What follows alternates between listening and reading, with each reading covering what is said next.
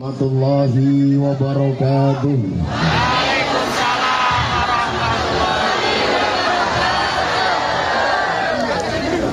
Alhamdulillahi rabbil alamin. Ja'alanallahu wa iyyakum minal aidina wal faizin. Walhamdulillahi rabbil alamin. Ja'alanallahu wa iyyakum minal maqbulin. Walhamdulillahi rabbil alamin. Ja'alanallahu wa iyyakum minal muttaqin. Allahumma salli wa sallim wa barik ala hadan nabiyil karim sayyidina wa maulana Muhammadin.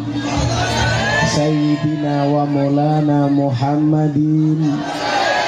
Sayyidina wa maulana Muhammadin wa ala alihi wa ashabihil mujahidin at-tahirin.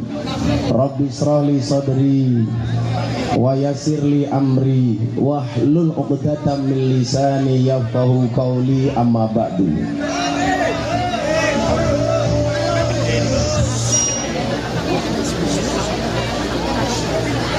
Para pengurus PCI-NU di jajaran Tanfed dan Suriah yang saya takzimi, saudara tukang son yang berbahagia. Sonnya atas ya Pak. Kenapa kok sonnya ngangung-ngangung? Apa dibalik saya ngeson kamu ngaji di sini?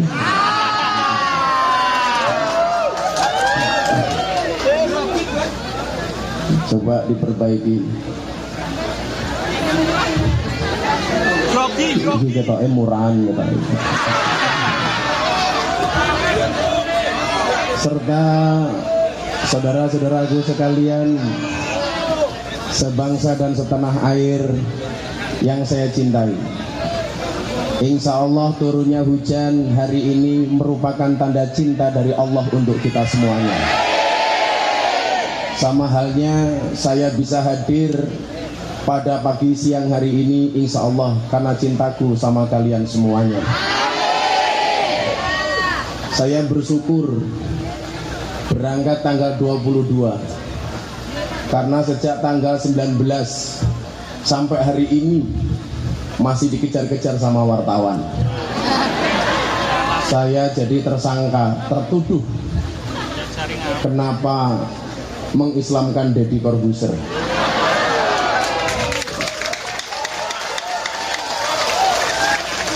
Bapak Ibu, mbak-mbak, mas-mas dan saudara semua yang saya hormati, tidak ada satupun kejadian kecuali atas izin Allah. Tidak ada satu keadaan kecuali Allah mengizinkannya. Sekuat apapun manusia ikhtiar, ketika Allah tidak berkehendak, maka tidak akan pernah terjadi. Tapi sebaliknya, ketika Allah berkehendak, seberat apapun sebuah persoalan pasti akan terjadi. Saya kasih contoh. Kemarin saya berangkat dengan asisten. Sampai Jakarta ternyata visanya bermasalah. Akhirnya diputuskan sama pihak imigrasi tidak boleh berangkat. Manusia boleh berencana, tapi isi ATM yang menentukan. Maka saya meyakini apapun itu, termasuk kejadian siang hari ini, kita mencatat tulisan di dalam lembaran kehidupan kita, berkumpul bersama-sama, bermuajahah, bermajelis taklim dengan degan di depannya.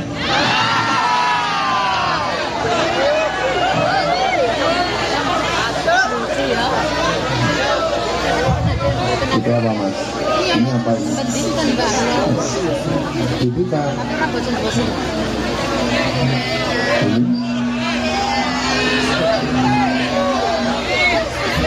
Ya sekolah kayak minggat ngapa?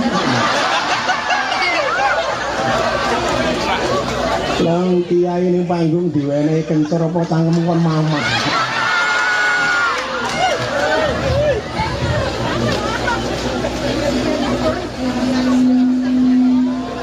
Tukang son pokok temen ya. Coba semua mic selain mic saya dimatikan. Termasuk bila perlu tukang soundnya dimatikan.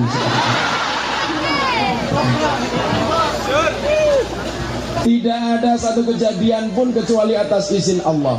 Baik itu nikmat, baik itu musibah, tidak akan pernah lepas tangan dari campur tangannya Allah. Manusia itu tidak mampu, Allah itu maha mampu. Manusia mampu bukan karena dia mampu, tapi karena dimampukan oleh Allah yang maha mampu. Apa yang bisa saya lakukan kalau memang Allah tidak membuka jalan hidayah bagi saudara saya? Sebesar apapun ikhtiar yang saya lakukan, kalau memang Allah tidak berkehendak, maka tidak mungkin seseorang mendapatkan hidayah. Betul? Kita kasih contoh pamannya Kanjeng Nabi Muhammad SAW. Sekian banyak Rasulullah minta, ya Allah kasih hidayah ke pamanku, sampai akhirnya pamannya meninggal. Nabi Muhammad menangis. Apa kata Allah kepada Muhammad? Ya Muhammad, innaka la tahdi man ahbabta, walakinnallaha yahdi man yasha. Wahai Muhammad, sesungguhnya engkau tidak bisa memberikan hidayah kepada orang yang kau cintai.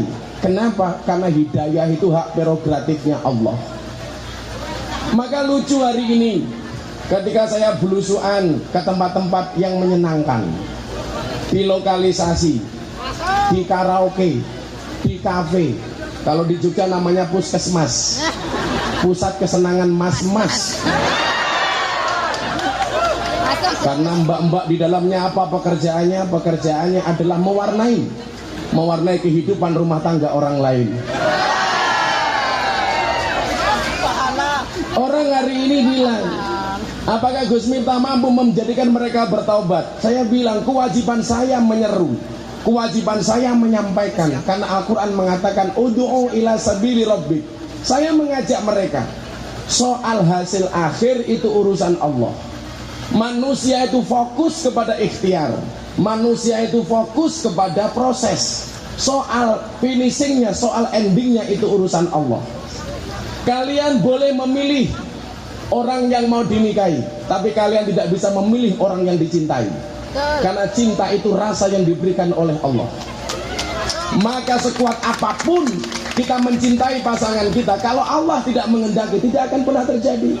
Maka banyak orang pacaran dari SD sampai kuliah, bahkan sampai jadi BMI, merencanakan pernikahan setelah pulang dari Taiwan. Ternyata putus, malah pada akhirnya pekgo, ngepek, tonggo.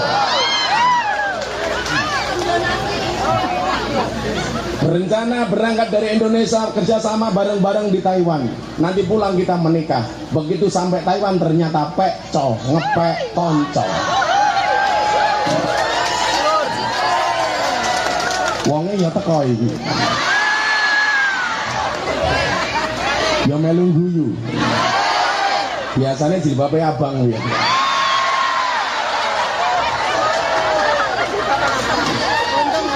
Sing jilbabe ijo insyaallah luwih parah.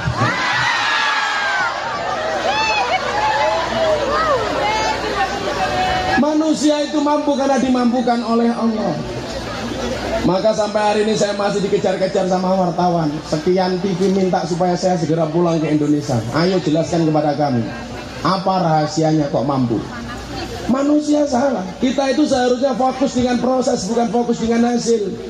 Maka ketika saya ditanya, ketika saya dihujat habis-habisan oleh orang-orang yang luar biasa sucinya, yang mengatakan apa? Dakwahnya Gus Miftah di dunia malam itu memalukan. Saya jawab dengan simpel, mohon maaf Kiai, lebih memalukan mana ketika Anda melihat maksiat cuman diam tidak memberikan solusi. Anda kan zina mata. Saya bilang kalau zina mata itu tidak harus langsung melihat. Teman-teman tuh di kamar, bayangkan Nikita Mirzani ngaceng lah. Gak harus melihat langsung.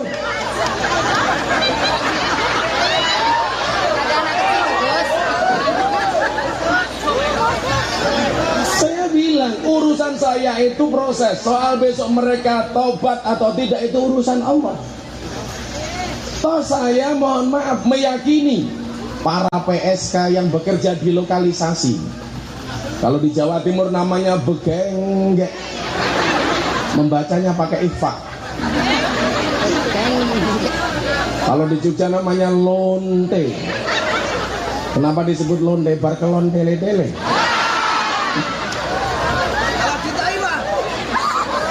Kalau di Taiwan namanya cige-cige.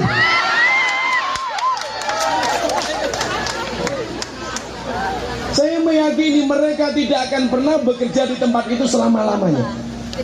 Kalau toh mereka mau, pasti tamunya tidak mau.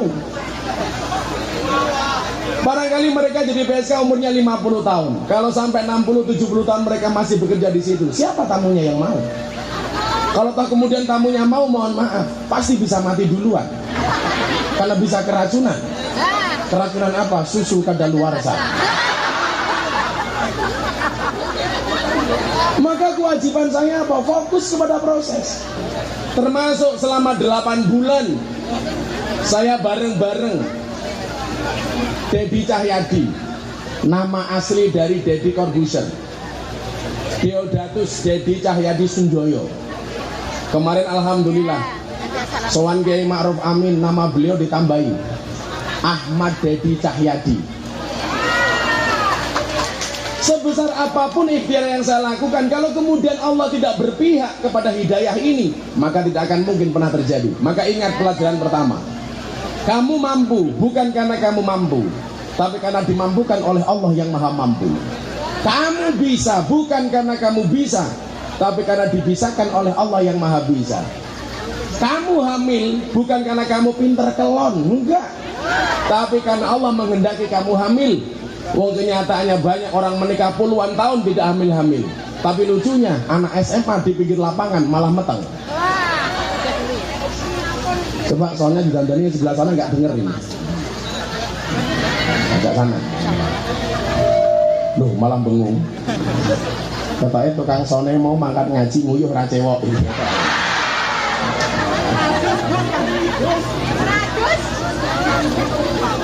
Siapa namanya? Heri. Kok rupamu mesaknya kayak kotak infak kan?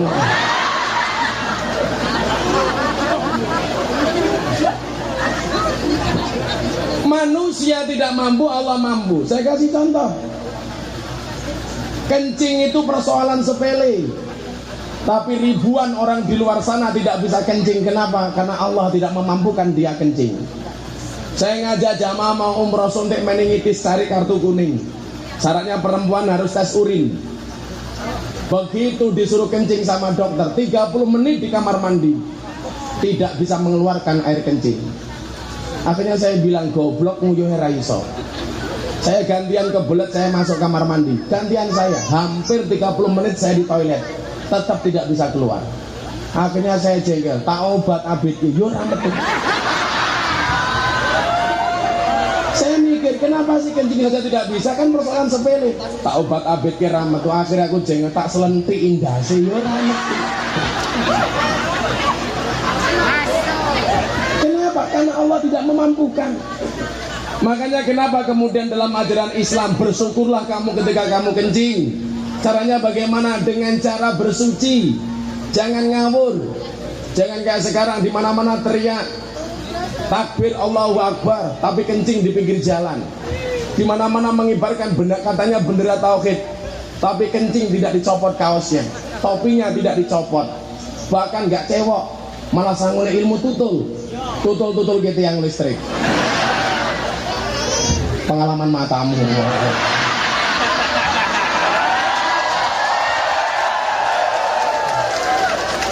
Jangan-jangan anak buah Gus Nur ini.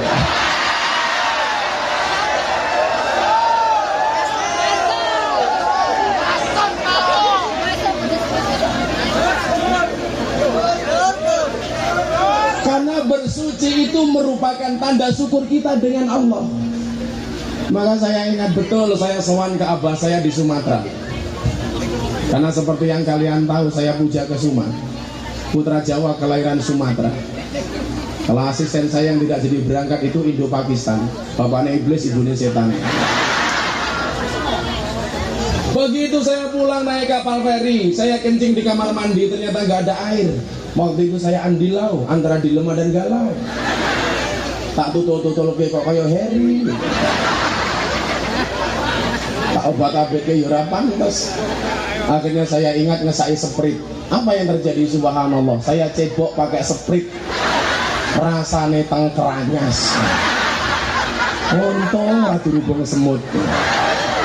Ketemu bojoku takon, glegeken mboten mbah cangkemmu iki. Maka disinilah kemudian kita dituntut untuk pasrah sama Allah. Di dalam kitab Hikam itu disebutkan mata waqafa matlabun anta talibu bi rabbika wala tayassara matlabun anta talibu bi nafsika. Apa kata Ibnu Athaillah As-Sakandari di dalam kitabnya? Ini pula yang satu ketika saya diskusi dengan Deddy Corbuzier. Bagaimana kemudian konteks keimanan menurut orang Islam. Kebetulan dia tanya sama orang NU yang bisa ngaji kitab kuning. Kalau kemudian tanyanya kepada orang non NU, barangkali langsung buka Shahibul Fadilah wal Karomah Mbah Google. Saya sampaikan kepada dia, tidak akan pernah terhenti sebuah permintaan ketika permintaanmu kamu sandarkan kepada Tuhanmu. Seberat apapun sebuah permintaan, ketika kamu pasrah sama Tuhanmu, maka akan menjadi mudah adanya. Tapi ingat, wala tayassara matlabun, dan tidak akan pernah menjadi mudah sebuah persoalan anta talibu binafsika, ketika kamu percaya dengan kemampuanmu. Kita bisa ambil contoh bagaimana kemudian Nabi Musa alaihissalam tergesa ketika berperang dengan Fir'aun. Pilihannya cuma dua, bablas masuk lautan, kembali dihajar sama Fir'aun. Begitu mereka berdua berhadapan-hadapan, apa beda antara Fir'aun dengan Musa? Kawan-kawan, saya yakin sering kepepet, sering terdesak dengan sebuah persoalan. Belajarlah dari kisahnya Musa dan Fir'aun. Begitu mereka ketemu, Musa ketemu Fir'aun, secara logika, mohon maaf, Musa itu menang apa kalah? Kalah. Tetapi yang perlu kalian ingat, selemah-lemahnya Musa, mohon maaf, sekuat-kuatnya Fir'aun, dia merasa dirinya Tuhan. Sementara selemah-lemahnya Musa, di dalam hatinya ada Tuhan. Sekuat-kuatnya Musa, sekuat-kuatnya Fir'aun, dia mengatakan, ini Rabbukumul A'la, aku adalah Tuhan kalian yang paling tinggi. Karena Fir'aun itu memang luar biasa. Fir'aun itu kalau kehujanan, mohon maaf, yang pilek bukan hidungnya, tapi air hujannya.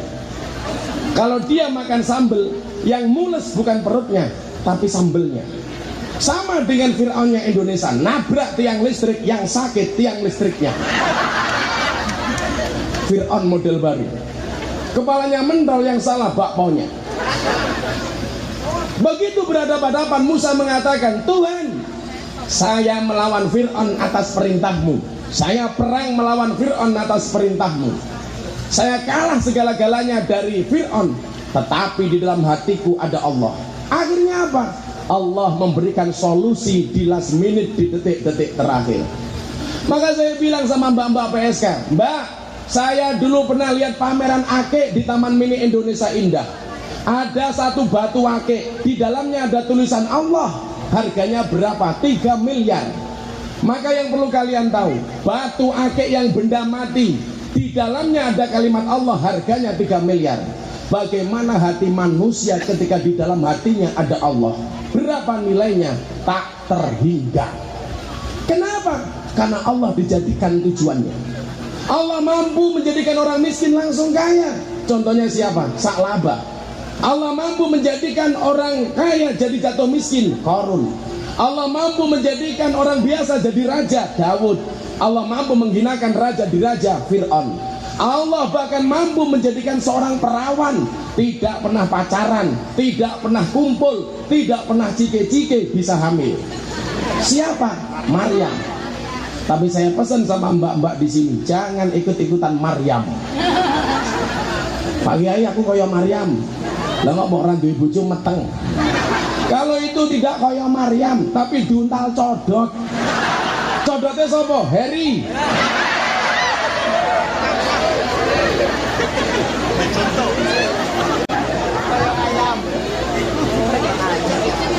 Tidak akan mungkin kemudian manusia itu mampu, kecuali atas takdir Allah. Maka saya sering bilang, kalau memang manusia itu mampu, seharusnya apa? Seharusnya polisi itu rumahnya yang paling aman. Kenapa? Karena polisi itu pekerjaannya mengamankan rumah orang lain. Tapi kenyataannya banyak polisi yang kemalingan. Berarti apa? Dia tidak mampu mengamankan rumahnya sendiri. Kenapa? Karena Allah tidak memampukan. Kalau memang manusia itu mampu, seharusnya guru itu anaknya paling pintar. Kenapa? Karena guru pekerjaannya memintarkan anak orang lain. Tapi kenyataannya banyak anaknya guru yang pekok alias idiot. Berarti dia tidak bisa apa-apa kecuali Allah membuat dia bisa. Kalau memang manusia itu bisa, seharusnya dokter itu paling sehat. Tapi kenyataannya dokter juga banyak yang stroke. Maka saya bilang dokter itu goblok. Buktinya apa? Setiap orang datang pasti ditanya. Kalau memang pinter ngapain harus tanya. Kalian datang, Mbak, lorone opo? Lah pinter ngopo dadak takon. Sing pinter ki mung siji, dokter hewan. Ora tau ditakoni langsung disuntik. Ora ana sapi teko takoni sapi kuwi lara opo? Pekok. Makanya santri saya itu tulisannya jelek banget. Saya tanya, kenapa tulisan kamu jelek? Karena saya pengen jadi dokter, Mbak. Nah kenapa dokter tulisannya jelek? Iya Pak, karena saya pengen jadi dokter hewan. Kan nggak bisa membaca, cangkemmu. Dokternya marah sama saya. Sing goblok ki wong Islam, Gus. Kenapa dokter? Wong Islam ki goblok, ngopo sing ngentut bokonge wudu sing diraupi raine. Kan goblok. Apa jawabannya? Luwih goblok jenengan, Dok. Lah kenapa, Gus? Ngopo sing lara matane sing disuntik bokonge? Ambok matane kuwi disuntik.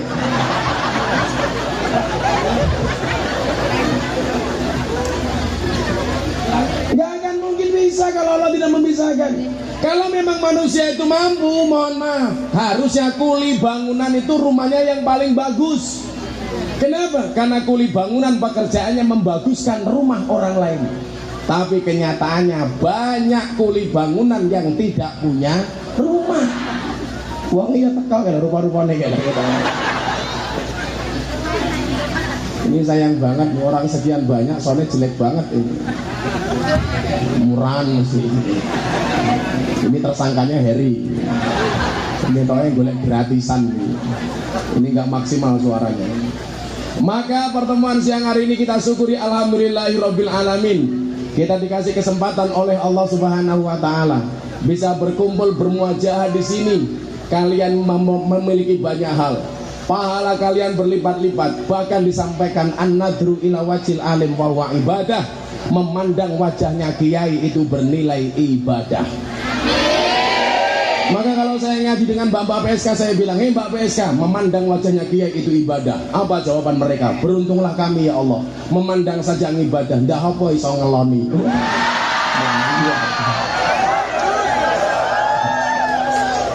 Saya kemarin di Belanda ditanya sama wartawan, mumpung di Eropa Gus Miftah harus jujur.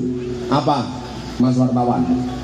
Anda 15 tahun ngaji di dunia malam, ketemu anak-anak kafe di lokalisasi. Yang dilihat cantik-cantik, seksi-seksi, SD-SD, senap, semok depan, semok belakang. Isuzu Panther. Ini sungguh-sungguh pantatnya bikin gemeter. Kalau yang jilbab merah ini STMM, setengah tua meh modal.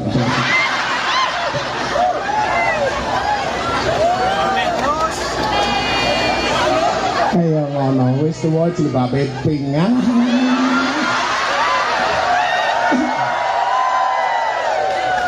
Wong tuwek tungkae meletek-meletek.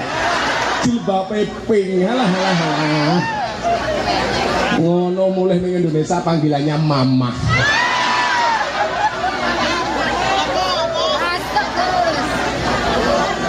Sallu ala Nabi Muhammad. Maka hari ini saya akan memotivasi kawan-kawanku semuanya. Walaupun banyak yang DM ke Instagram, tolong sampaikan, ceritakan proses keislamannya Deddy Corbuzier. Ada lagi cangkem ini di sini kan bosok-bosok. Saya mau jawab satu persatu. Jawaban netizen ini. Yang pertama, saya ditanya, Gus, berencana nyunati Deddy Corbuzier apa enggak?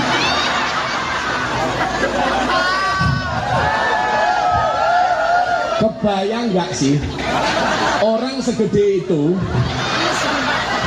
Saya itu cuman sepundaknya, buat alat mata.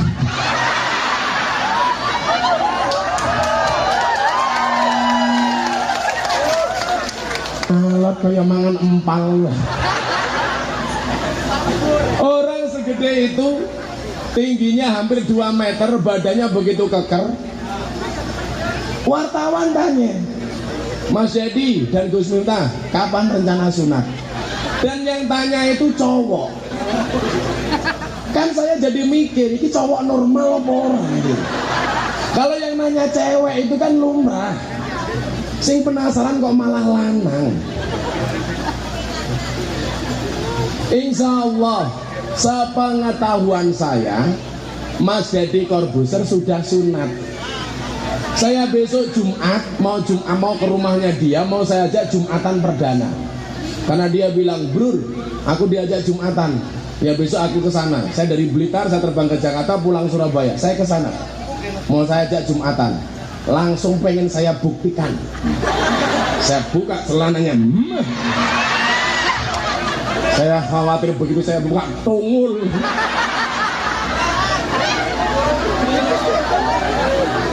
Jadi kadang-kadang begini ya. Saya yakin kok teman-teman BMI itu orang yang paling aktif bermedsos. Betul. Saya pengen medsos ini jadi amal pahala bagi kita. Kalau kemudian kita harus repostlah yang bagus-bagus. Kalau kemudian harus postinglah yang bernilai ibadah. Kalau harus komentar, tolong dijaga jempolnya. Maka saya jadi ingat kata Allah di dalam Al-Quran, Al-yauma nakhtimu ala afwahihim wa tukallimuna aydihim. Satu masa ketika mulut dikunci, tangan berkata.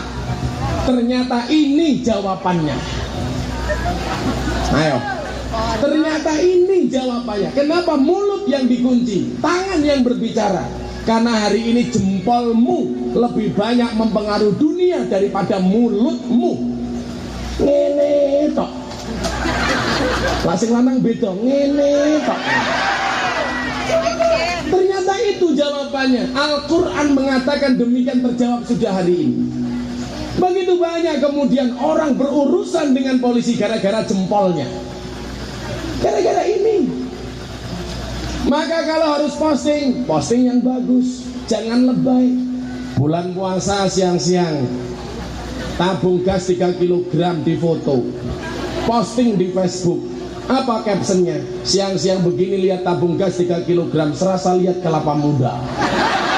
Apa matamu ki katarak? Ora sembedake tabung gas karo degan. Sing bekok meneh ya ana, coro difoto ning dhuwur piring. Apa captionnya? Wow, kurma. Matane.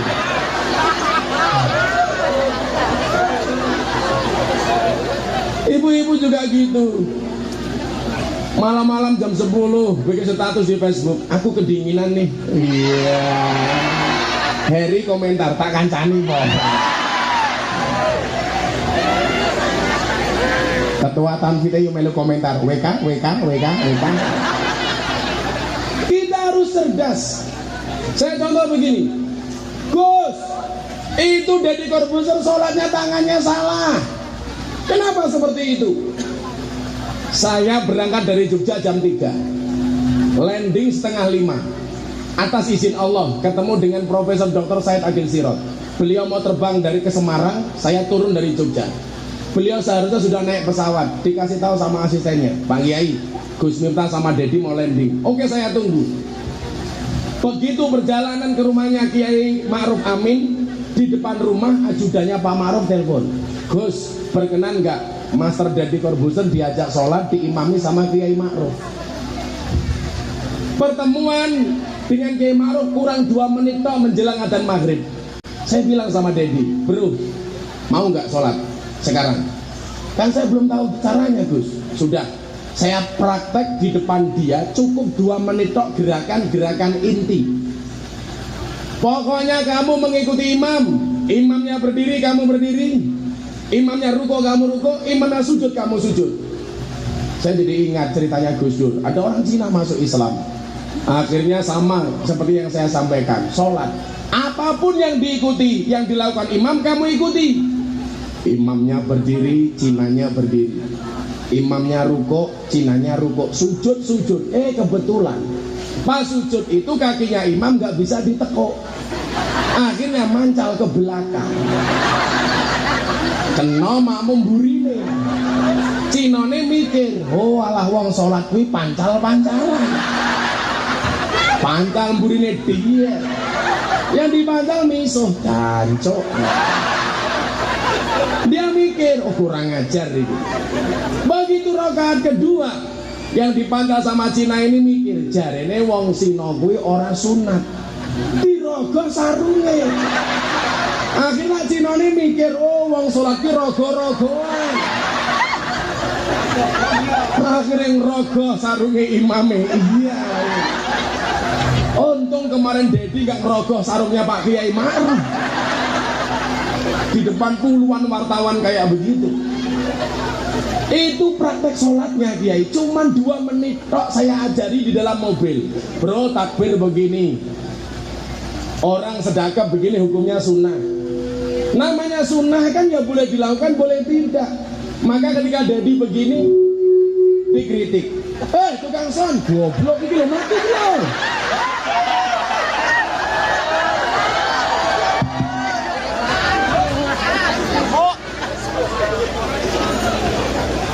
Saya suka dengan jamaah, tapi saya tidak suka dengan tukang sonnya. Lanang kok. Orang sedekap di dalam sholat itu hukumnya apa? Sunnah, bukan wajib.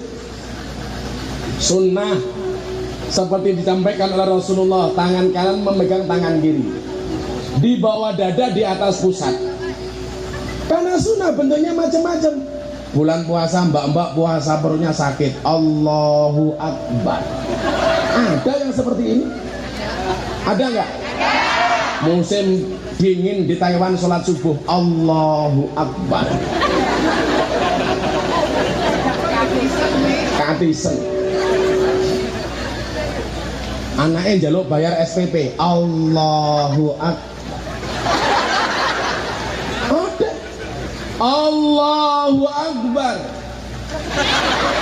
Flu burung. Lah dari Corbuzier kemarin begini, dikritik pas sama orang-orang itu. Itu tangannya salah. Kenapa begini? Sunnah. Wong Anda imamnya membaca bacaan panjang, Anda bawa Quran boleh kok. Nyemak bacaan Quran imam boleh, pegang Quran boleh. Asalkan tidak tanya sampah-sampingnya, juz berapa bro? Betul. Dikritik macam-macam.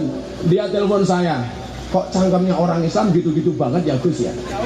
Maka saya bilang sama dia, aku pernah ngomong sama ente, masih ingat gak? Kamu besok menjadi orang Islam seperti apa tergantung pintu masuknya. Kalau pintu masuknya keras, maka Islammu keras. Kalau pintu masukmu lebay, Islammu lebay.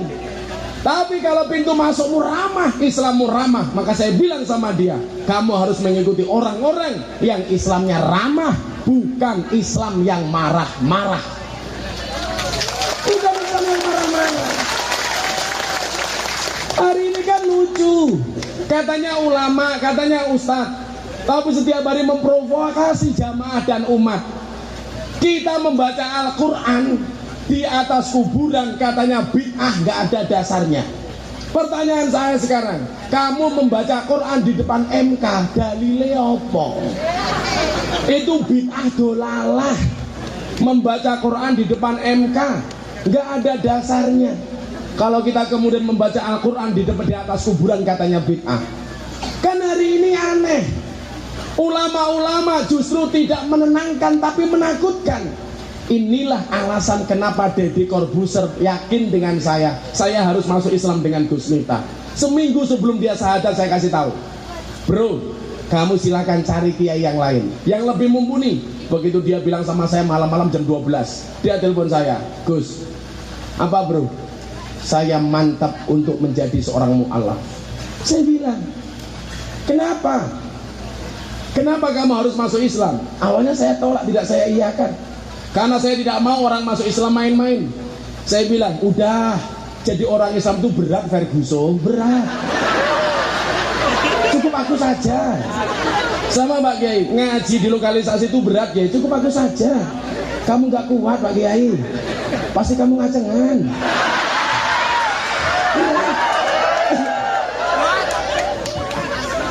Dia bilang, saya mantap masuk Islam, tapi kalau saya harus masuk Islam, pintu saya adalah Gus Miftah. Kenapa? Karena Islam yang diajarkan Gus Miftah itu menyenangkan, tidak menakutkan, meneduhkan, tidak membuat gaduh. Hari ini mohon maaf, tetangga saya di Jogja berangkat ke Jakarta kemarin sidang MK. Saya tanya, kenapa kamu berangkat ke Jakarta? Diperintah sama ustadz saya. Untuk apa? Untuk jihad. Jihad membela apa? Prabowo. Ya Allah. Saya bilang, kalau jihad membela Allah, kamu mati masuk surga. Tapi kalau kamu jihad membela Prabowo, mati masuk Gerindra. Jihad itu di jalan Allah, bukan di jalan MH Tamrin. Maka hari ini mohon maaf, salah satu kekeliruan terbesar jamaah hari ini adalah sering salah milih guru. Maka saya sering mengatakan, al ilmu bila saykhin fa saykhu seton. Ilmu tanpa guru, gurunya setan. Tapi ingat, salah milih guru, gurune mbahne setan. Maka hati-hati. Kerusakan terbesar bangsa ini apa? Dari orang-orang yang tidak punya ilmu tetapi berani berfatwa, tidak mumpuni tetapi berani untuk menceramai. Nafsunya besar, tenaganya tidak ada. Semangat Islamnya tinggi tetapi tidak didukung dengan ilmu yang mumpuni. Istilah kerennya apa? NKTA. Nafsunya kuda, tenaganya ayam. Makanya kalau menghujat pemerintah luar biasa. Ketemu Jokowi saya bunuh. Begitu tangkap sama polisi,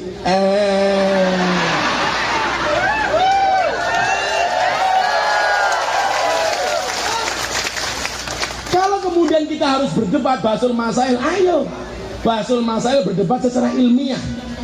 Maka kalau Anda lihat di YouTube, semua YouTube, saya tidak pernah menyerang personal orang, tapi yang saya serang adalah keilmuannya.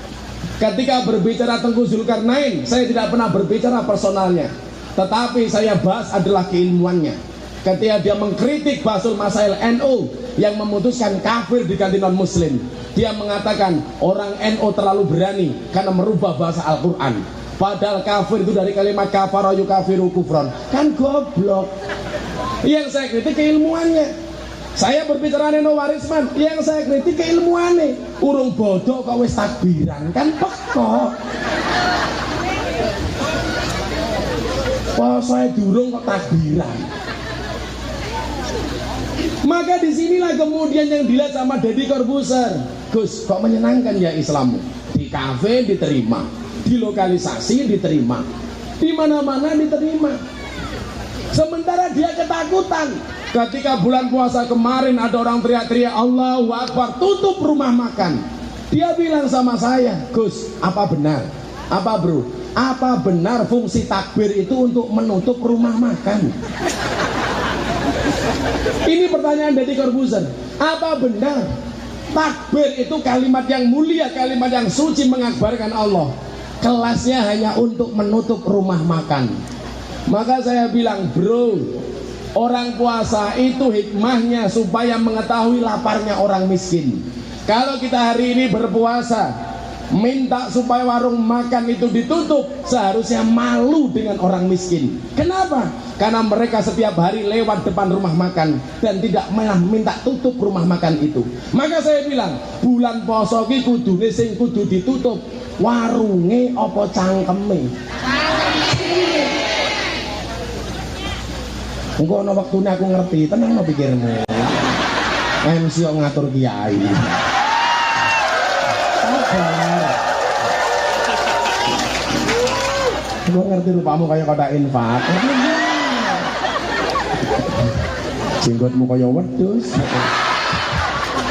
sabar bro. Yang baru pembukaan kok cerewet banget. Oh, jangan urung tak ombe wis ngongkon aku.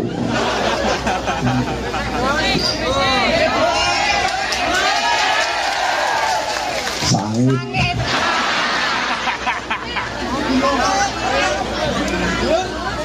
Ini kopi pahit.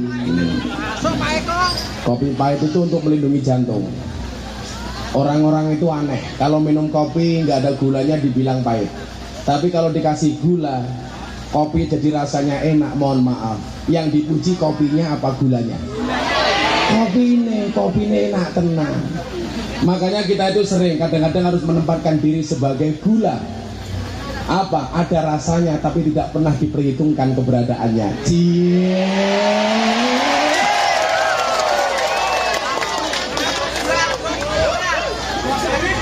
Ngeri sekali.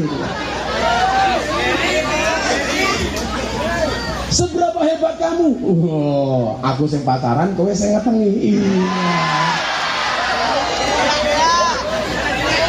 Cangkem. Maka hal seperti dilihat sama dia. Maka satu saat dia bertanya sama saya, ini YouTubean terakhir sebelum dia memutuskan masuk Islam. Bro, saya mau tanya serius sama lu. Karena kan kita sering guyon. Dia YouTubean sama lu cinta Luna. Malam-malam saya WA. Gua mau tanya sama lu serius. Apa Gus? Alah paling guyon. Enggak, aku mau serius. Alah paling reseh. Enggak, aku mau tanya serius. Ya udah saya jawab. Tapi tolong jangan bilang yang lain. Kamu tanya apa sih kok serius amat? Iya. Saya mau tanya. Lu cinta Luna enak apa enggak? Miso. Langsung. Saya bilang begini. Dia tanya, tolong dijawab serius. Apa makna iman menurut pemahaman Gus Miftah? Sehingga saya harus iman sama seperti Anda. Saya buka kitab Jawahirul Kalamiyah. Mahwal iman ijmalan. Iman secara global itu apa? Anak kita Allah subhanahu wa ta'ala mausufun bijami sifatil kamali wa munazzahun bijami sifatil nuksoni. Iman secara global itu apa? Meyakini Allah itu maha sempurna, Allah tidak punya kekurangan, Allah disifati dengan segala kesempurnaan dan dibersihkan dari segala sifat kekurangan. Pertanyaan dia apa? Ini loh kalau orang itu cerdas. Kalau memang Allah itu sempurna, kalau memang Islam itu sempurna, kenapa ada ormas yang mengatakan membela Islam? Maka saya jawab, saya tidak setuju dengan ormas-ormas yang mengatakan membela Allah dan membela Islam. Kenapa? Karena Islam sempurna, sudah tidak perlu dibela. Makanya orang-orang yang jadi polisi Islam itu lucu. Allahu Akbar, tutup rumah makan. Saya liwat di Semarang, Allahu Akbar, tutup rumah makan. Langsung saya buka jendela mobil, saya jawab, Sami Allahu liman hamidah. Sopirku malah jawab, Rabbana walakal hamd. Ini loh. Maka kemudian apa? Hal-hal kecil saya dilihat, hal-hal sepele saya diperhatikan sama dia. Sehingga kemudian dia mengatakan ini very very amazing menurut dia. Kenapa, Mister? Saya ngaji di Kalimantan, pedalaman Kalimantan, dari bandara hampir 8 jam. Jalannya sampai begini, bletong-bletong. Mobil harus double gardan. Kalian tahu? Deddy Corbuzier tanya sama saya, Gus, kalau Gus minta pengajian di tempat sampai sejauh itu, Anda dikasih berapa sih kok dibela-belain? Saya bilang, dakwah itu bukan profesi. Dakwah itu profesional, tapi bukan profesi. Hasil saya ditanya, kemarin abahmu dibayar berapa pengajian di Kalimantan? Ini masih bahasa dia kemarin. Apa jawaban asisten saya? Abah kemarin berangkat ke Kalimantan, beli tiket sendiri. Kata panitianya mau diganti. Cari hotel sendiri, katanya mau diganti. Begitu kita mau pulang, panitianya bilang, diatur ke Abah, nanti kita transfer. Begitu sampai Jogja, subhanallah, nomor WA dan saya diblokir. Apes matamu. Ini bukan apes. Justru yang saya dapatkan ini tabungan saya di akhirat. Maka kemudian Deddy Corbuzier mikir apa? Kok ada orang kayak lu katanya? Ada. Dia datang ke tempat saya, pengajian ribuan orang, tidak ada kotak infak, semuanya dikasih makan. Dia bilang, lu dapat duit dari mana? Inilah keakbaran Allah. Yang sekecil ini Pak, itu dilihat. Makanya kalau kalian pengen memberikan pengaruh kepada orang Taiwan untuk masuk ke dalam agama Islam, jaga akhlakmu, jaga perilakumu. Kamu dakwah dengan menggunakan akhlakmu, dengan menggunakan perilakumu. Ning kene malah neko-neko mangkat tekan desa ae guayang. Wireng kok jane. Sepatune ATT. Awet tekan tuwa. Begitu masuk ke Taiwan, di kota, di Taipei, di Changhua sini, malah ikut-ikutan orang asli sini. Yang dari rumah berjilbab, di sini akhirnya pakai you can see. Ya Allah, wong ireng rambutnya dicet. Ya Allah, please deh. Ora pantas. Ora pantas. Kalau orang Taiwan pakai rok segini, kan lumayan bleeding. Lah wong Tulungagung wong ireng roknya samene.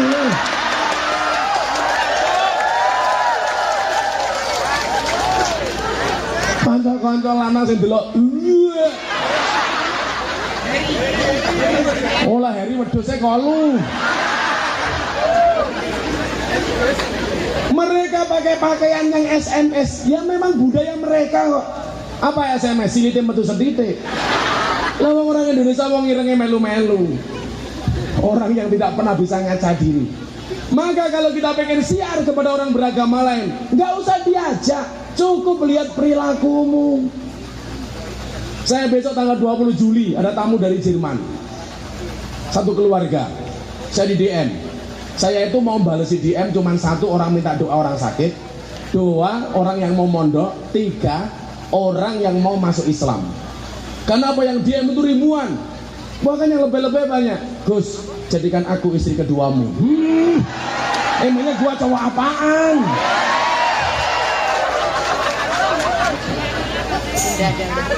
Insya Allah istri saya tetap satu. Satu di Indonesia, satu di Hongkong, satu di Taiwan.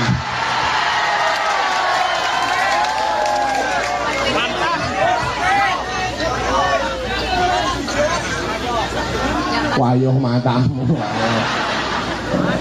Gus Miftah nambah istri apa enggak? Nunggu takdir. Kalau memang takdirnya ada, saya menikah lagi. Tapi kalau memang tidak ada takdirnya, saya menciptakan takdir saya sendiri. Sing rondo saya mau. Antri bro. Cangkeme rondo mesti. Jambu alas ning tengah sawah wae limo sing mateng loro. Ayo ngaji sareng Gus Miftah sing isih rondo ndang entuk bojo.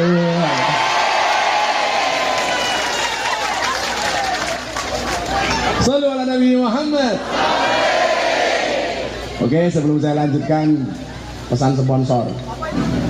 Koin cinta untuk Masjid Changhua. Changhua. Nanti dibagi per orang atau per? Oh, yang mau mengadopsi bisa diambil. Sekarang ada 1.000. Sudah, nanti yang mau ngambil ini silakan ke panitia. Saya mau ngiseni dulu.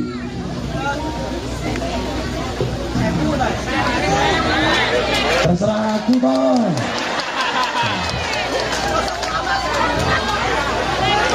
Infah receh ke saya, infah Siti cerewet deh bro.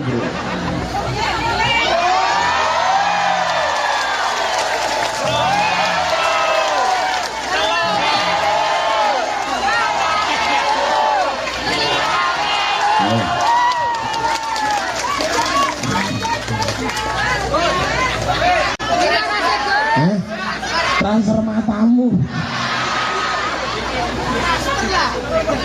Ini infaknya sudah tadi. Sudah? Belum. Ya apa ini?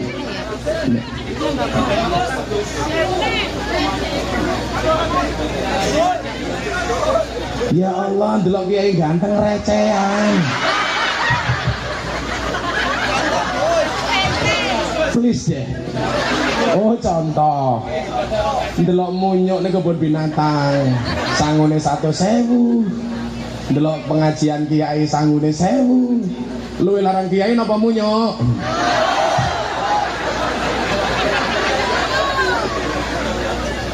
Yuk, saya ajak selawatan Quran paknya mubeng. Nanti jangan mubeng dulu. Ki mulai jojo kaya nerkeket ki sapa iki? Ayo, minta lagu apa? Lagu baru apa lagu lama? Belum jadi.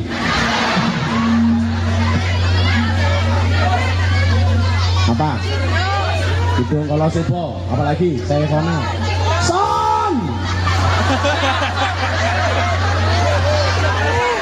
Cek. Sebentar dulu.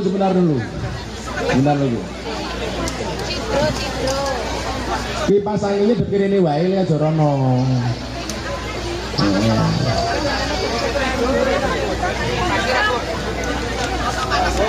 Ada di sini aja, jangan kesomnya. Heri biasa panas. Ngambil rupane irenge kaya ngono. Turi putih.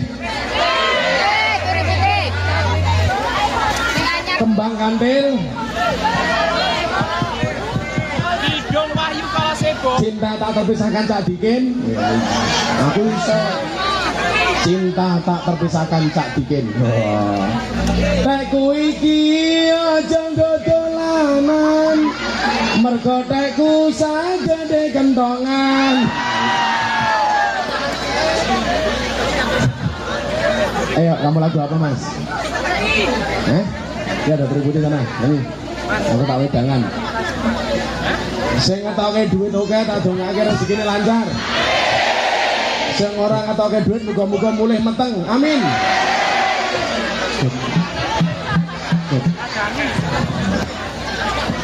Wes gak usah pakai lagu kelamaan. Gak usah pakai ini. Gak usah ya. Sloku batok ilah elo sirama menyang Solo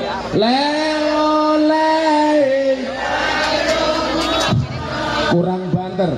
Sloku batok ilah elo sirama le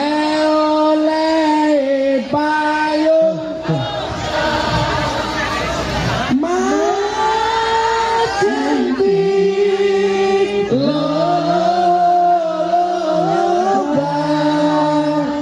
wong mati ora obah yen obah mateni bocah iki salahmu iki. Yen obah medeni bocah, yen urip ayo ngibadah, duit sing mau mikir.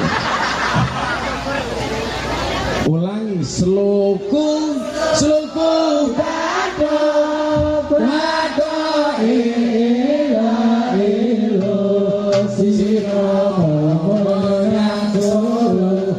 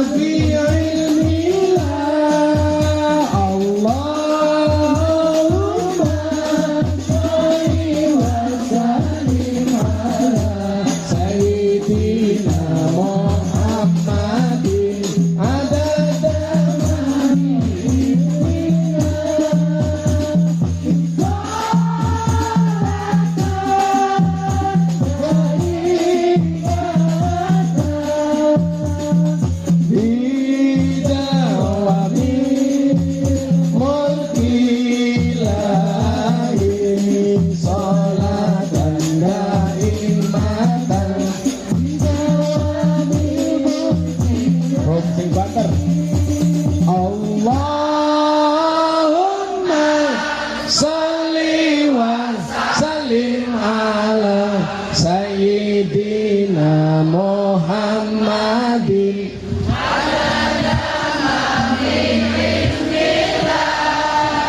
Allahumma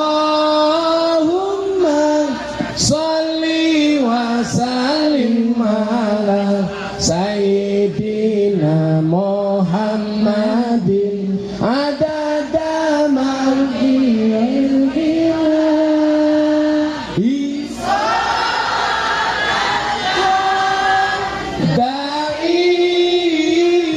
daimatan bidawamin mulkillahi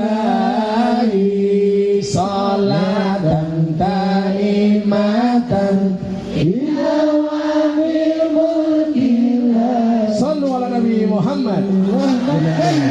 Saben malam Jumat ahli kubur mulih nang omah kanggo njaluk donga wacan Quran najan sakalimah lamun ora dikirimi banjur bali bredes milih bali nang kuburan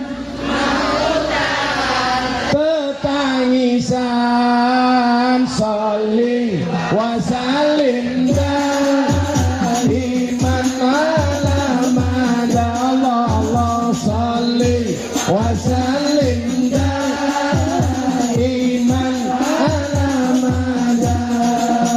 wal ali wal ashabi man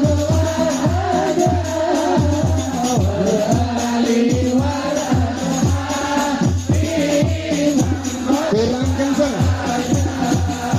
sholli wa sallim iman ala Allah sholli wa sallim iman ala wal ali wal ashabi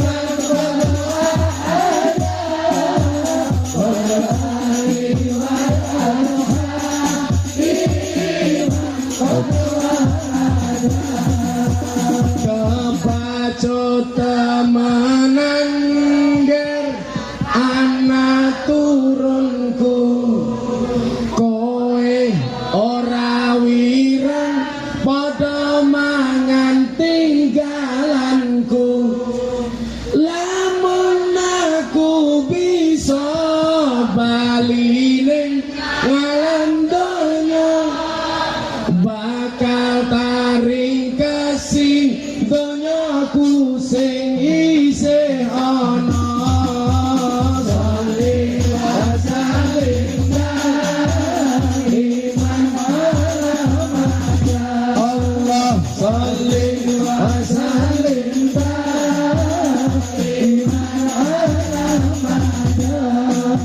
wal ali wal ashabi man wal ali wal ashabi sing banter sholli wa sallim iman sholli wa sallim iman wal ali wal ashabi man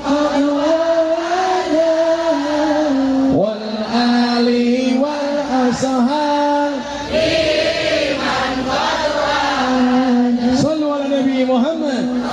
Saya minta sholawat tibil kulub untuk Indonesia karena hari ini orang Indonesia banyak yang hatinya sakit, banyak yang hatinya sakit. Wukufnya di Monas, tawafnya di Gelora Bung Karno, lempar jumrohnya di Bawaslu, tahalulnya di Mabes Polri. Kita sholawati tibil kulub, mudah-mudahan mereka hatinya disembuhkan oleh Allah Ta'ala. Tapi lagunya dibuat yang modern. Tibil kulub versi guyon waton. Oh, korban janji. Iya. Tahu lagu Kurban Janji? Kowe lunga nalikane mrongos kae.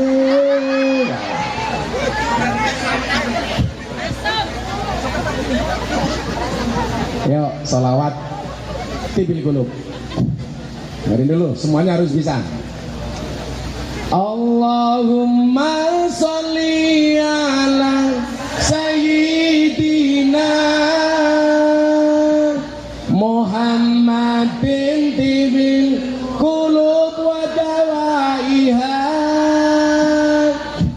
wa fiyatil adan wa sifaiha wa nuril absari wa diyaiha.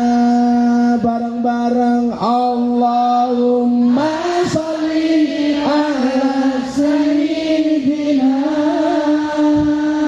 Muhammadin tibil qulub wa fiyatil abdan wa fiyatil abdan wa sifaiha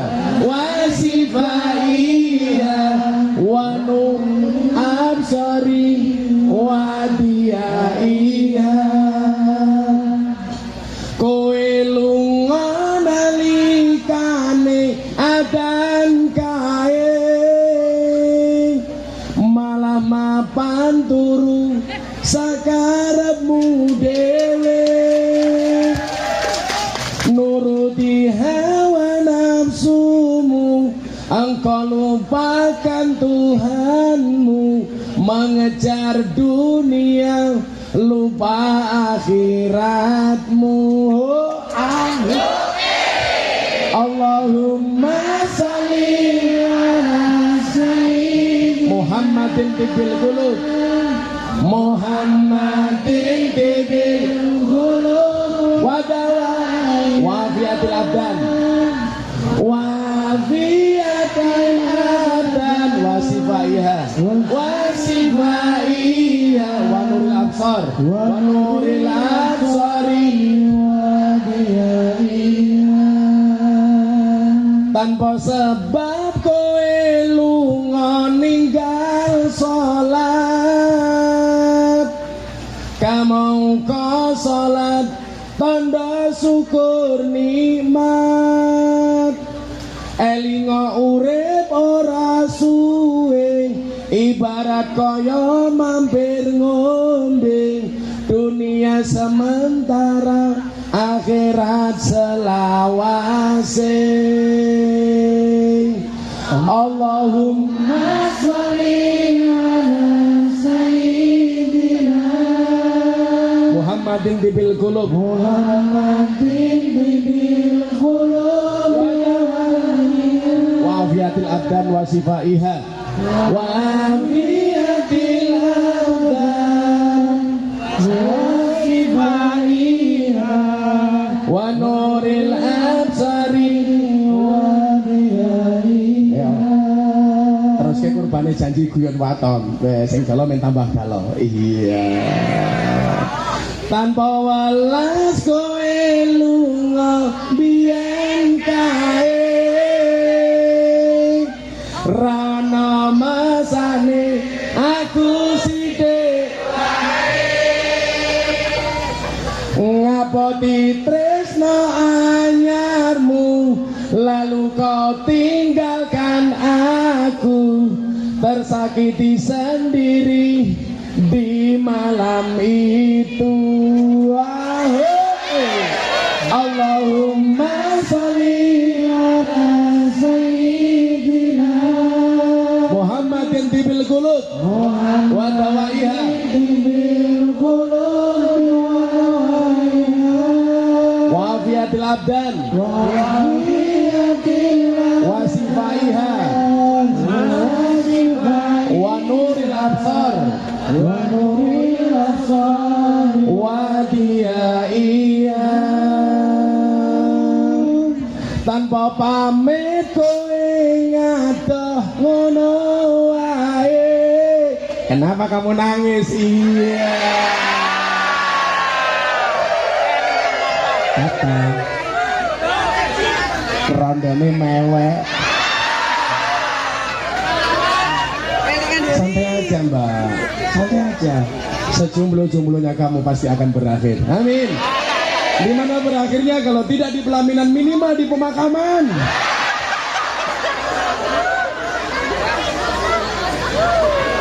Kowe lunga pas aku sayang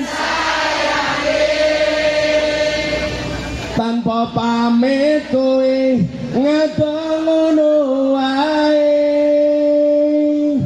Aku ra ngerti salahku dan kau campakkan diriku bersanding dengan kekasih barumu. Allahumma sholli ala sayyidina Muhammadin bil qulub wa afiatul abdan wa afiatul abdan wa sifaiha wa nuril absar wa nuril absar wa diyaiha. Kalau Harry beda. Kowe lunga pas aku ngajeng.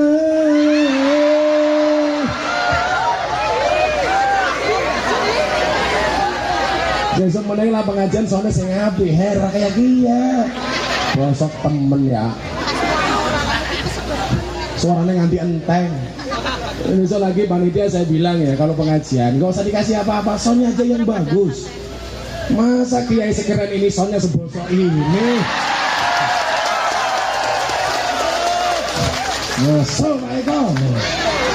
Sakit sing rondone nangis ya Allah.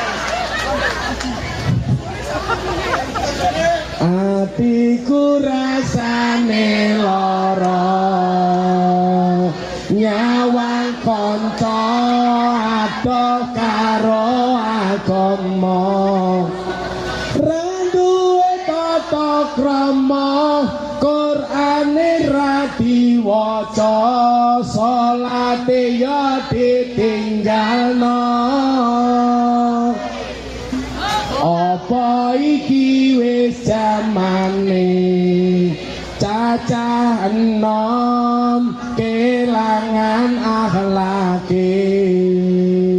Wong tua diseneni guru ya dikepuki, ayo rene gendang ngaji.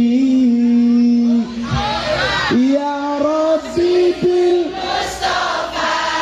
balik maqasidana waghfir lana ma madha ya wasi'al karami huwa habibul ladhi turja syafa'atuhu li kulli hawlin minal awwalin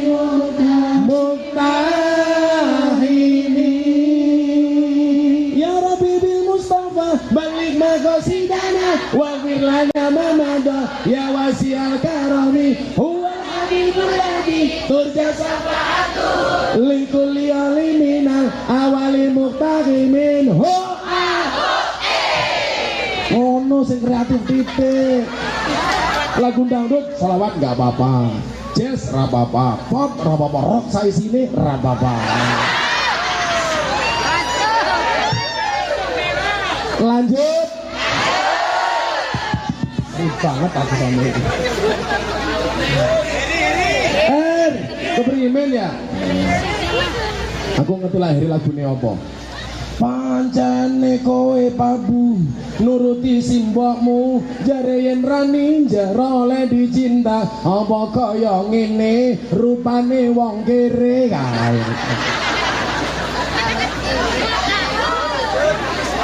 Sallu ala Nabi Muhammad. Maka supaya apa?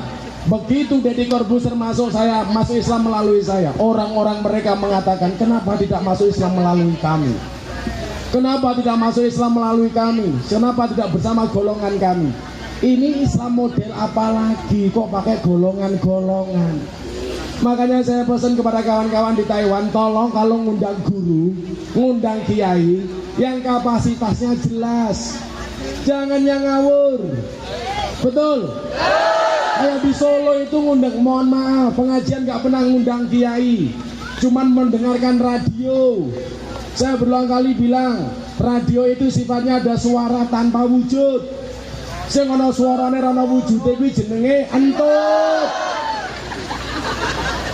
Maka kok gak mau ngundang kiai, hanya mendengarkan radio, berarti gurumu entut. Son semberesan miki masyota udan ana suarane ra ana wujude.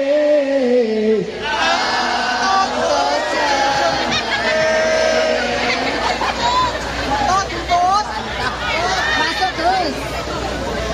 Ini nggak bunyi, ini nggak bunyi, ini nggak bunyi, itu nggak bunyi, mubadir her.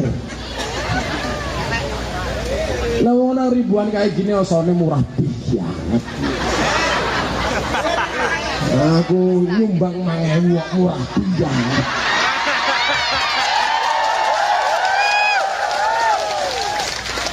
Ya Allah. Shallu ala Nabi Muhammad. Maka kewajiban punya guru itu hukumnya wajib. Dan kiai-kiai NU sanad ilmunya itu bersambung. Itu ya lucu pengajian foto-foto.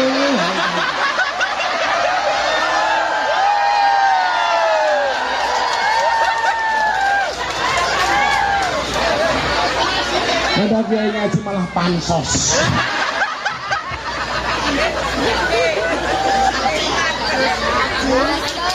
Pencitraan.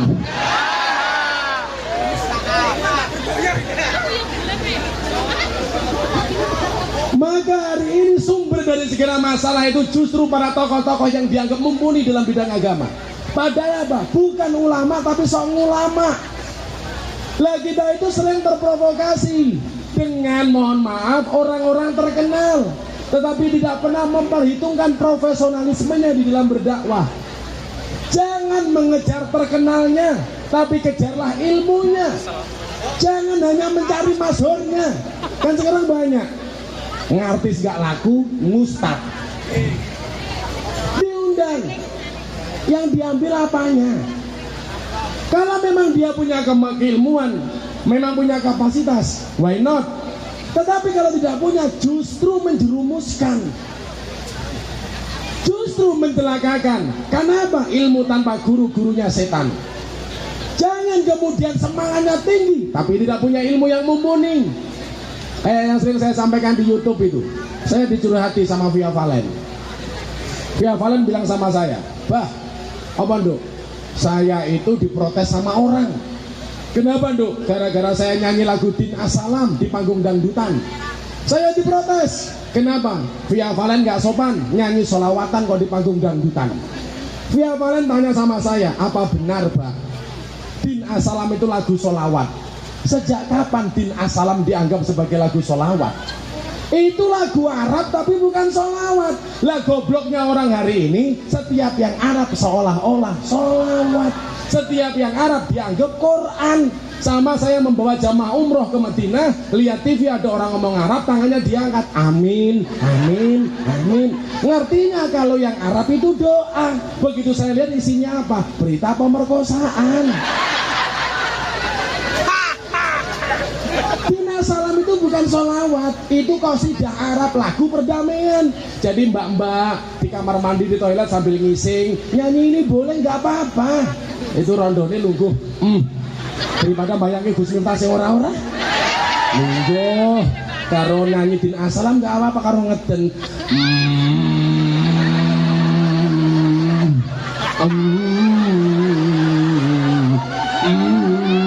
Boleh, nggak apa-apa, bukan sholawat kok. Bila hadir mata fi masa.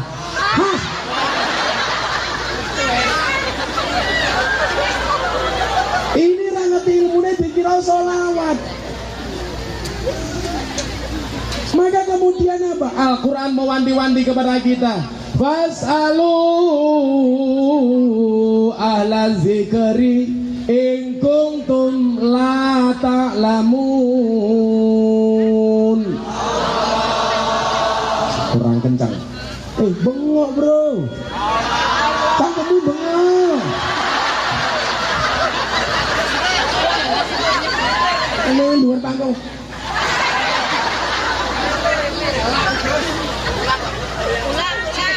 Ulangi. Fas'alu ahla zikri. Ulang. Goblok banget ya. Ini rondo ini. Ini Pak Cangkeme ngebas Allah. Ono tangis kelayung-layung tangis rondo atine bingung nangis saben bengi turu dhewe ra ono sing ngancani ditumbaki arang-arang.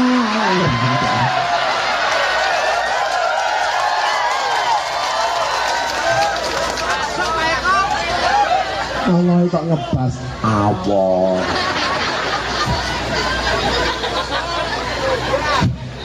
Fas'alu ahla dzikri in kuntum la ta'lamun.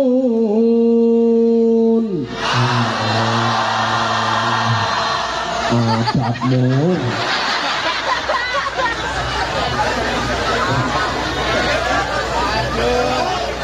Siapa yang harus ditanya? Ahli dzikir. Kalian di sini punya PCI NU, tanya kepada GG di NU.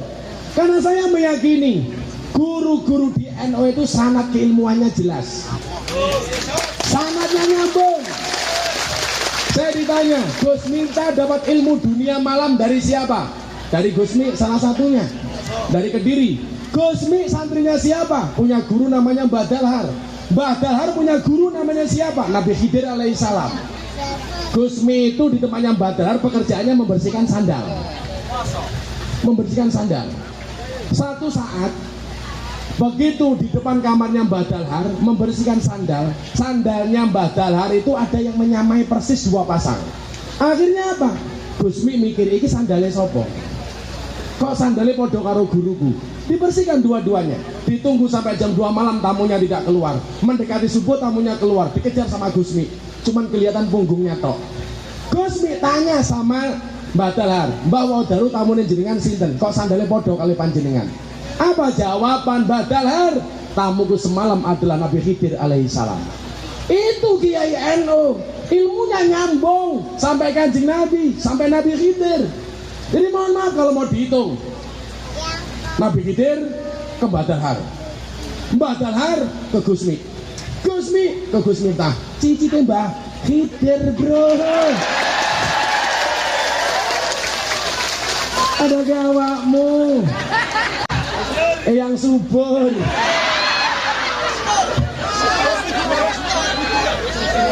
Makanya kemudian kita lihat cara keagamaan orang NU itu fleksibel, tidak emosi. Jadi telepon saya, mau naik pesawat, bro, apa? Nanti saya harus pakai pakaian apa? Saya nggak punya baju muslim. Kamu pakai baju apa? Saya pakai baju tactical yang kemarin dia pakai itu. Boleh nggak? Boleh. Yang penting kamu jangan telanjang, menjijikkan. Tapi boleh, nggak masalah. Makanya saya orang yang tidak pernah kemudian berlebihan di dalam menggunakan pakaian. Saya kenapa pakai baju ini? Karena saya menghormati sahabat-sahabat saya Banser. Maka selalu saya mengatakan I love you full Banser.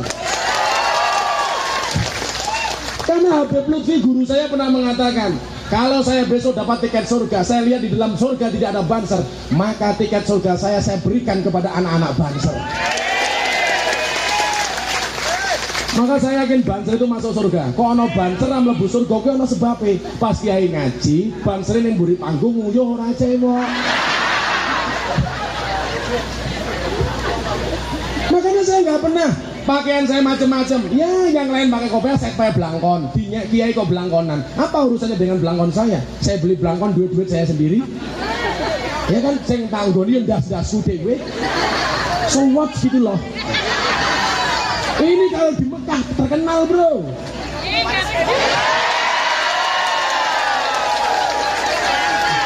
Oh, gue melu-melu.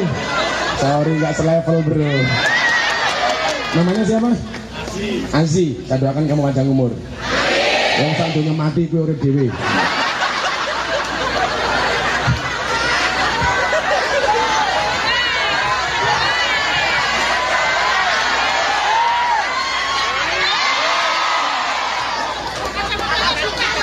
Apa? Para janda, kacamata buka dong.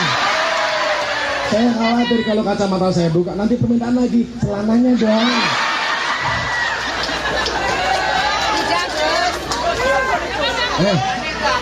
Apa?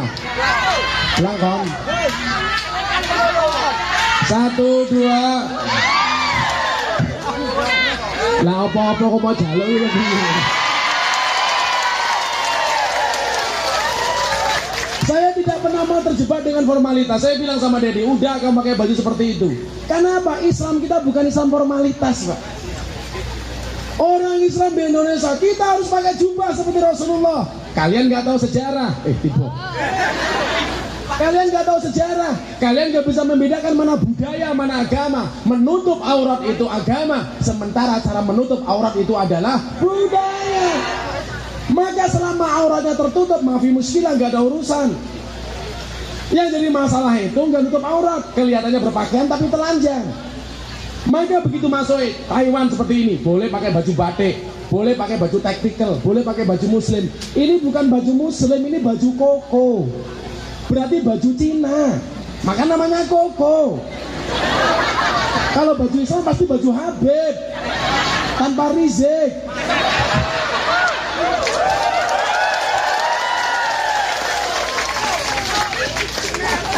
Kan aneh.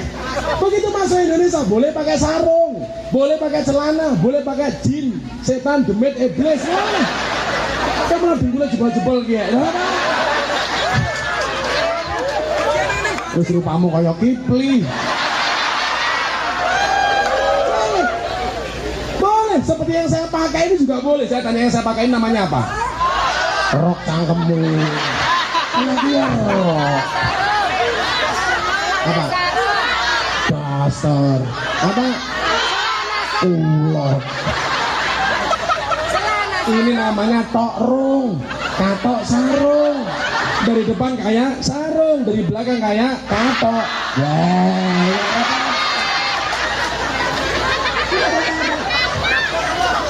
Islam kita bukan Islam formalitas. Makanya saya jarang kemudian pakai pakaian yang macam-macam. Saya tadi cuma tahan sama panitia, panas apa dingin. Kalau panas saya pakai baju lengan pendek, kalau dingin saya pakai lengan baju panjang, itu saja. Kemudian jangan diributkan dengan persoalan itu. Ada orang yang nyinyir, masuk masjid pakaiannya kayak gitu. Inilah maha benar netizen dengan segala cangkemannya. Kabeh dianggap salah. Kita punya budaya sendiri. Lah orang Indonesia pekerjaannya main awet kelopong golek degan, kok nganggo jubah. Ya bluluwe nambah loro.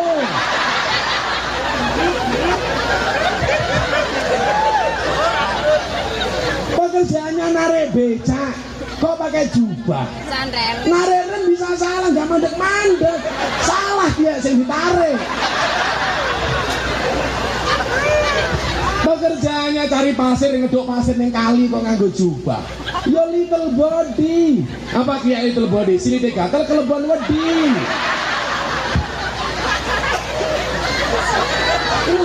Saya ditanya lagi, Gus, apakah Deddy Corbuzier harus ganti nama? Nggak ada syarat masuk Islam itu harus ganti nama. Nggak ada. Kalau kemudian saya bilang sama dia, kalau kemudian kamu harus dikasih nama sama Kiai, diterima. Sama Pak Kiai Ma'ruf disuruh milih. Biasanya kalau nggak Ahmad, Muhammad. Jadi tanya sama saya, kenapa lu tanya sama gua? Kan lu guru gua. Akhirnya saya jawab, udah Ahmad Deddy Cahyadi. Sudah itu bon, nggak ada persyaratan ganti nama. Saya malah dipaksa sama wartawan, Gus, ajak Deddy Corbuzier ke kamar mandi. Kenapa? Lihat burungnya disurat apa belum. Al-khamsatu minal fitrah. Fitrah itu kan udah 5. Yang pertama khitan.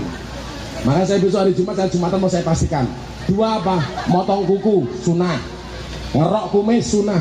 Kumismu kerok bro, sunnah. Kerok. Mencabut bulu ketiak, sunnah.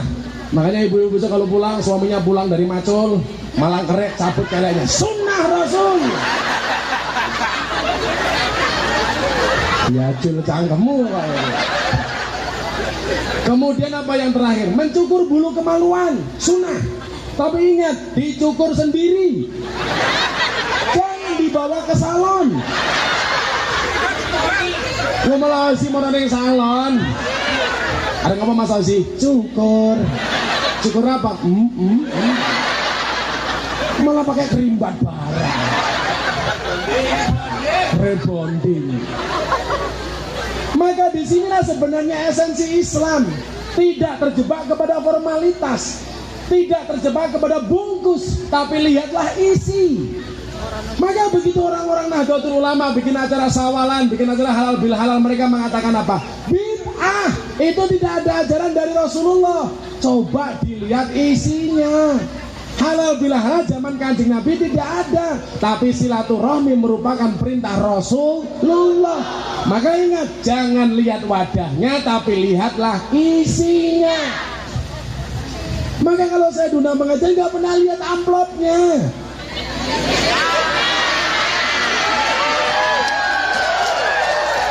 Saya pengajian nggak pernah mikir amplop. Bukan duit. Karena saya tahu yang mikir amplop itu panitia.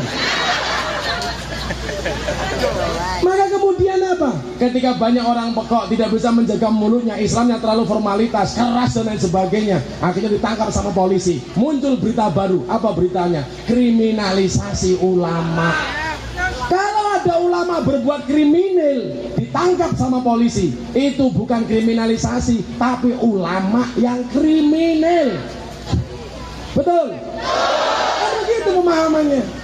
Lempari polisi dengan batu yang nyuruh ulama, ulamanya ditangkap. Wajar, provokator. Tapi polisi Indonesia luar biasa, dilempari batu yang masuk ambulan batunya.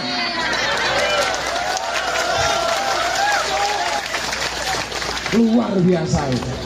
Maka ingat, kalau peristiwa agak rusuh itu namanya genting.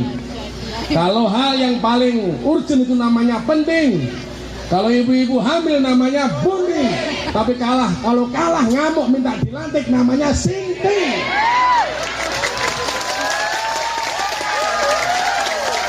Kalah ngamuk minta dilantik sinting. Wong kalah kau ngaku menang, tuman.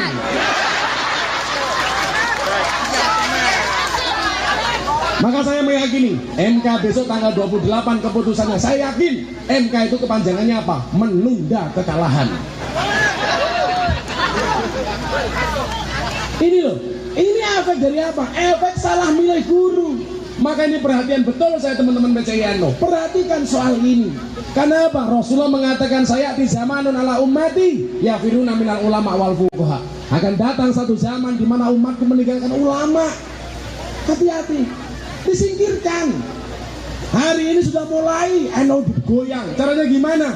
Kiai dibenturkan dengan kiai, ulama dibenturkan dengan ulama, habaib dibenturkan dengan habaib. Maka mohon maaf, saya yakin kalian penggemar habaib, jangan pernah membanding-bandingkan habaib. Jangan pernah membanding-bandingkan kiai. Kenapa? Karena kita bukan ulama, karena kita bukan habaib. Tujuan mereka apa?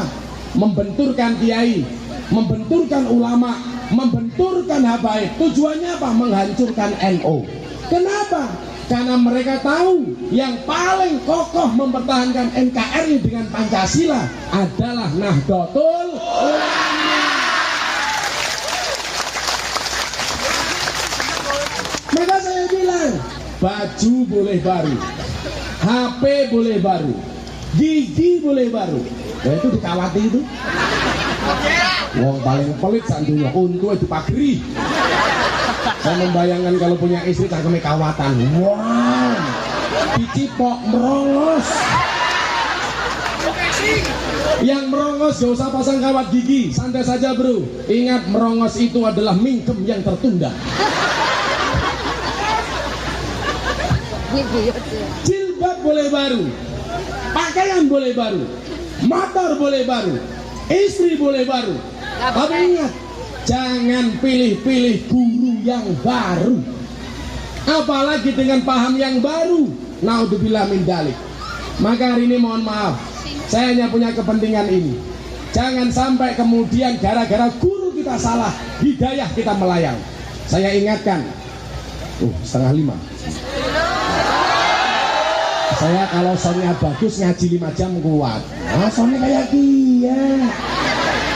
Jangan menyong jebol ya. Sabar ujian matamu.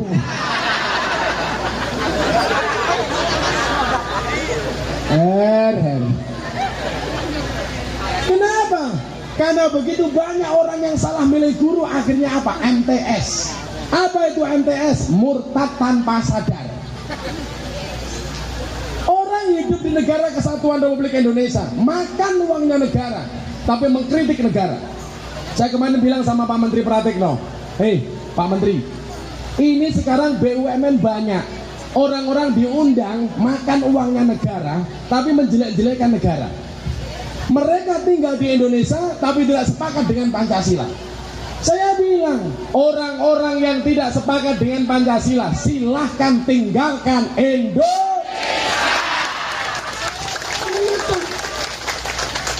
Orang teriak-teriak Pancasila tidak cocok dengan Indonesia. Cangkemmu ki sopo? Hadratus Syekh Hasyim Asy'ari yang hafal ratusan ribu hadis sehingga dipanggil Hadratus Syekh. Mohon maaf, sepakat dengan Pancasila.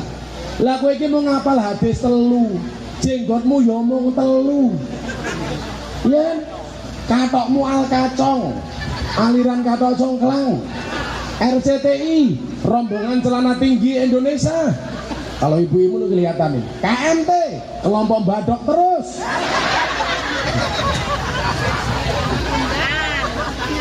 Sudah berani menghinakan Pancasila. Kenapa ini terjadi? Karena guru yang salah. Maka ingat, guru itu tidak hanya mudaris, guru itu tidak hanya mu'alim, tapi guru itu juga mu'adib, pemberi adab. Tapi guru itu juga murabi, pemelihara. Maka kita mintakan sama Allah, mudah-mudahan guru kita dipanjangkan umurnya oleh Allah. Amin.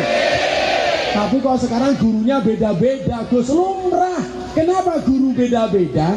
Karena memang nabi itu beda-beda. Kiai warisannya para nabi, maka warisannya beda-beda.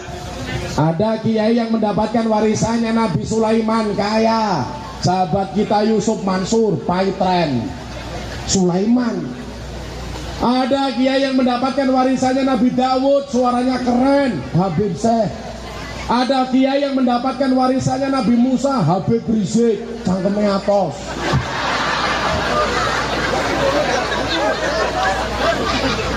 Ada yang mendapatkan warisannya Nabi Khidir, cerdas, Cak Nun, Gus Baha. Ada yang mendapatkan warisannya Nabi Ayub, sabar, Gus Mus, Mbah Maimun. Ada yang mendapatkan warisannya Nabi Isa, kere, PCINO Taiwan, umpamanya. Ada yang mendapatkan warisannya Nabi Yusuf, ganteng, Gus Miftah. Yang di belakang bilang, hoa. Masya Allah, promosi matamu. Maka kita minta sama Allah, bangsa Indonesia dilindungi dengan salawat apa? Hasbi Rabbi, Hasbi Rabbi, Jalallah, ma fi qalbi, Khairullah, Nur Muhammad,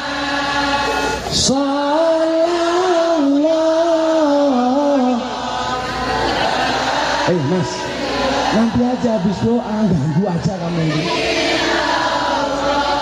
Ini maksudnya panitannya pokok temen loh ya. Ini mau saya giring masuk untuk berdoa supaya khusyuk, malah bagi-bagi kayak gitu. Mesti adine Ozi. Oh Aji. Serupamu ini orang ganggu aja. Saya tahu dia namanya siapa, Irma. Irengnya Masya Allah. Kita mintakan sama Allah. Kenapa? Karena yang bisa menjamin hidayah, yang bisa menyelamatkan bangsa Indonesia bukan siapapun tapi Allah Ta'ala. Betul? Maka kemarin sebelum saya mengislamkan Deddy Corbuzier, ini saya sampaikan hadis yang saya bacakan di depan semuanya. Mohon ini diperhatikan.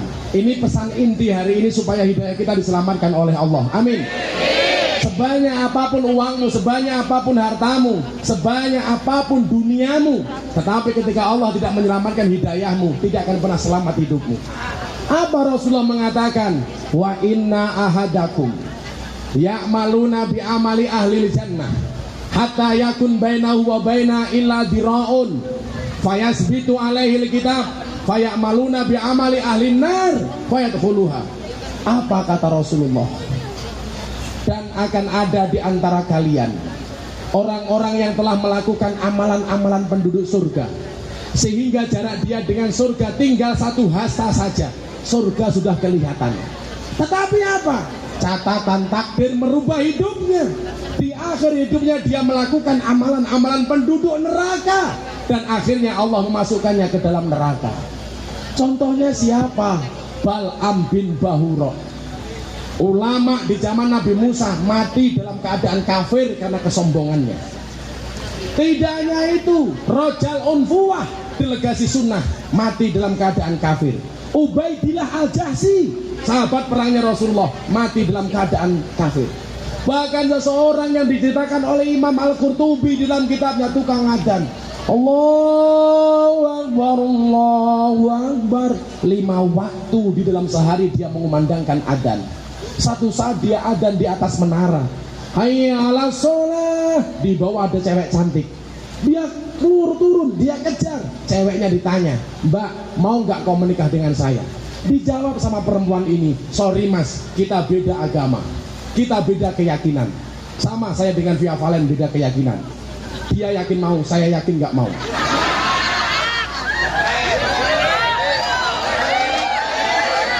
Sama, jandanya sama Aji beda pemikiran. Aji mikir janda, janda mikir aku. Iya. Begitu dia turun, saya bisa nggak menikah dengan engkau? Dijawab sama perempuan ini, sorry mas, kita beda keyakinan. Kalau memang kamu mau menikah dengan aku, tolong tinggalkan agamamu Islam, masuk ke dalam agamaku. Naudzubillah min dalik. Akhirnya tukang adzannya ini meninggalkan Islam, dia masuk ke dalam agama Kristen, menikah dengan cara Kristen. Malam pertama begitu mau kumpul, naudzubillah min dalik, Allah mematikannya dalam keadaan kafir. Siapa yang bisa menjamin?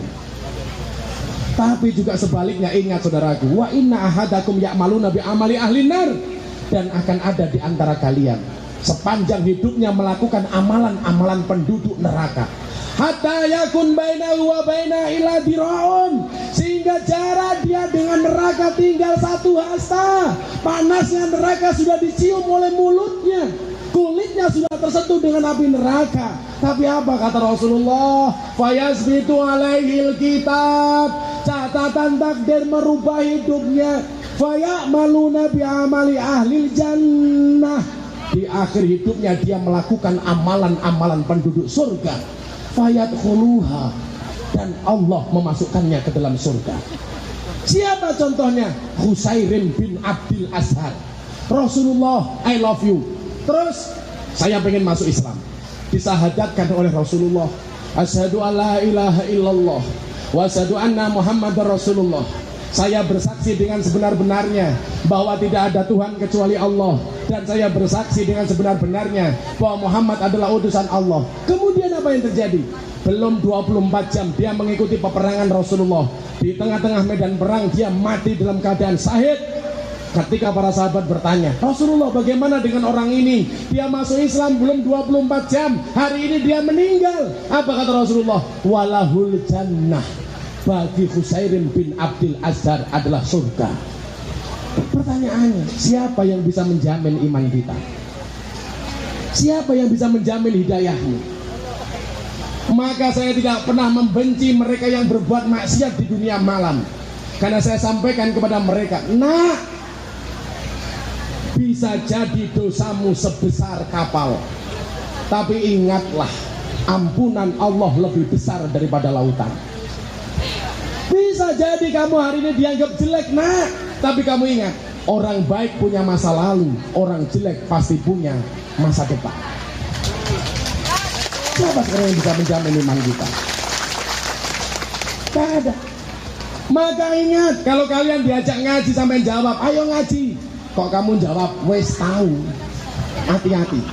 Besok begitu kamu minta sama Allah, ya Allah, saya minta nikah lagi, malaikat bengok, wes tahu. Siapa yang bisa menjamin? Maka hari ini Anda saya ajak berdoa, minta sama Allah, mudah-mudahan masuknya Deddy Corbuzier ke dalam agama Islam menjadi semangat baru Islam di Indonesia. Kita harusnya malu sama dia. Baru masuk Islam, belum 2 jam sudah bisa sholat maghrib. Sementara banyak di antara kita yang meninggalkan sholat karena kesibukan kita di dunia. Sepanjang malam kenapa saya tidak tidur? Ditelepon sama dia, bro, saya harus gimana lagi sebagai orang Islam? Saya tuntun pelan-pelan. Bro, tolong saya diajari wudhu. Saya masuk ke kamar mandinya Kiai Ma'ruf Amin. Saya bilang, yuk caranya begini. Dia mampu wudhu. Kenapa kita Islam yang dari orok tidak bisa menjaga iman kita? Siapa yang bisa menjamin? Kita tinggal di negara mayoritas non-muslim. Siapa yang bisa menjaga imanmu kecuali hatimu dan dirimu sendiri? Siapa yang bisa menjamin kecuali Allah? Kenapa masih kita sia-siakan kesempatan kita? Jangan pernah niati kamu tinggal di Taiwan untuk mencari uang, tapi niatlah untuk jihad di jalan Allah. Kalau kamu mencari nafkah di Taiwan, kamu niatkan untuk jihad, maka begitu kamu mati di Taiwan, matimu dalam keadaan jihad karena mencarikan nafkah untuk anak dan istri di rumah. Tapi kalau niatmu hanya mencari sekedar uang, matimu sia-sia, bro. Sangit. Apa hasilnya? Apalagi kamu menyanyiakan uangmu yang tidak seberapa. Begitu gajian, nongkrong di pinggir jalan, buka civas, ciu plastikan. Saya tidak pernah membenci orang minum, tapi saya hanya kasihan dengan mereka. Maka tiap hari mereka saya doakan, ya Allah berikanlah hidayah kepada mereka. Maka hari ini saya ajak semuanya berdiri. Kita akan sholawat hasbi rabbi jallallah, ma fi qalbi ghairullah, Nur Muhammad sallallahu la ilaha illallah. Wabil khusus PCINO yang ada di Taiwan dengan segala cabang dan rantingnya, anak cabang dan rantingnya, mudah-mudahan diberikan kekuatan oleh Allah Ta'ala. Amin Allahumma amin. Sallu ala Nabi Muhammad.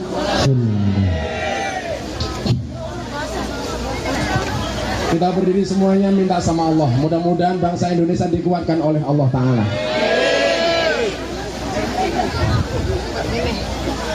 Sallu ala Nabi Muhammad. Sallu alaihi.